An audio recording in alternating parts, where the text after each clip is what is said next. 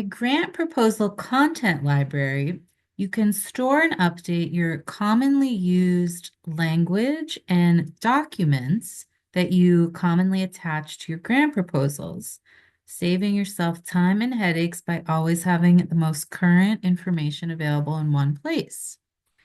In the document library, we've identified the most common types of documents and attachments, as you can see in the list here. And you can also always attach any other documents you like in the other documents section. You can also attach multiple documents, as you can see here in any of the sections.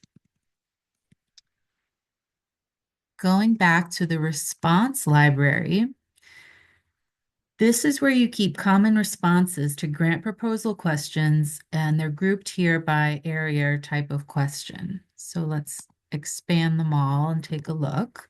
As you scroll down into the different areas, since this is a lot of information, notice you can always use these up buttons to go back up to the top, and you can also use this table of contents buttons to go down to certain sections. So in each section, there are commonly asked questions that you can update periodically as your organization grows and develops.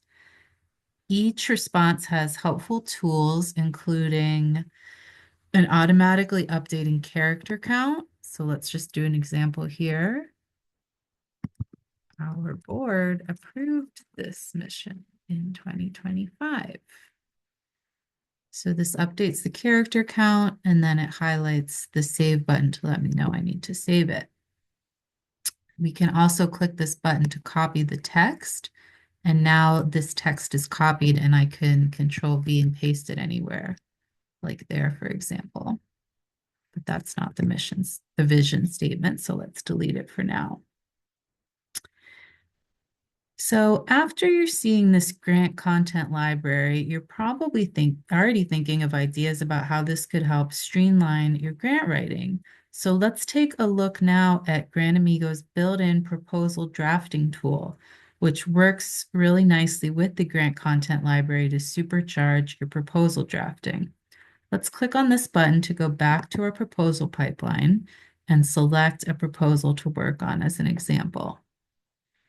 So let me click on this RFP for local museums. And this will bring us to an example of the proposal page. So the first and most important view here is this proposal draft tab. But let's note that we also have this proposal info tab where we can update basic info about the proposal as well as about the funder. And we can also upload here any relevant documents, such as guidance documents or anything else related to the proposal, and add any overall notes about the proposal, like let's talk about this one at our meeting Wednesday. Also, in this proposal task section, we can add any tasks specific to this proposal, like we talked about in the first video, and those will automatically show up both on our overall to-do list and on our proposals calendar.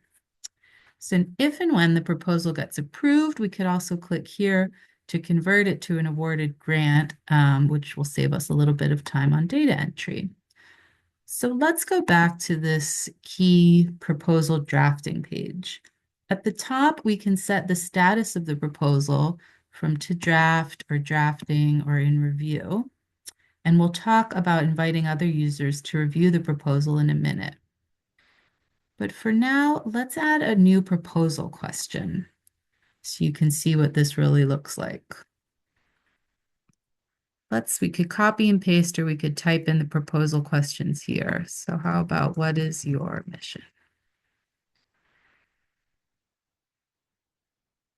So once it's added, we can choose whether to just start typing or whether to use a response from the grant proposal content library to auto-populate it.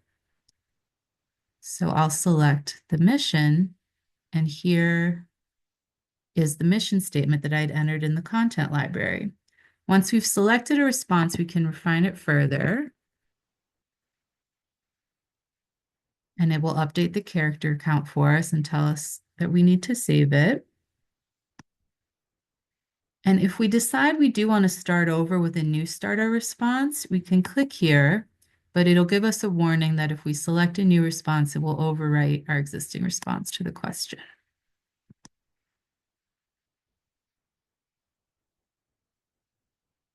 In this review log for each response, you can collect feedback from other reviewers from your organization. All right, Bob, what do you think? And you can delete any comments that you added, but you can't delete any comments that other people have added. So let's add one more example. Describe your programs. And a new question is created down here. You can see that the screen is going to get long pretty quickly. So remember, you can always use these up buttons to go back up to the top. And then you can use this table of contents list here of all the questions to go down to whatever question that you want to work on.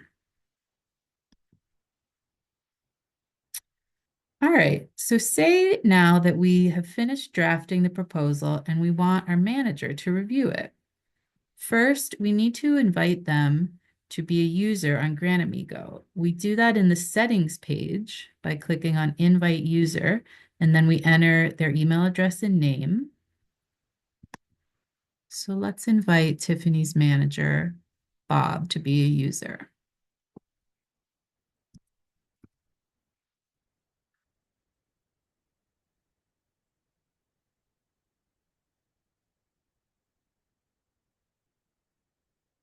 And notice here that we can select whether they have view-only access on the proposals.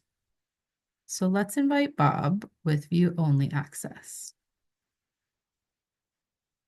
And Bob will receive an email asking him to reset his password and give him a link to log into Grantamigo.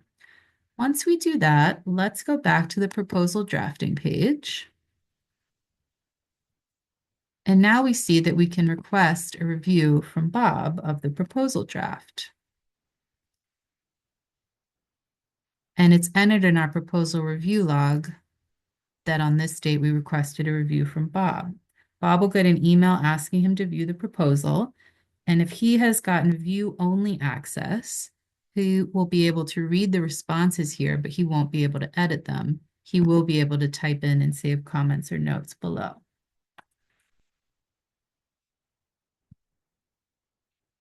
So I hope that gives you an idea of the power of using the grant proposal content library and the proposal drafting tool to really streamline your proposal drafting and also help keep all different people's comments and reviews in one place as well. So now to finish up, let's take a look at the last three tabs in our tour, the search page, the archives, and the settings. So next, let's look at the search page.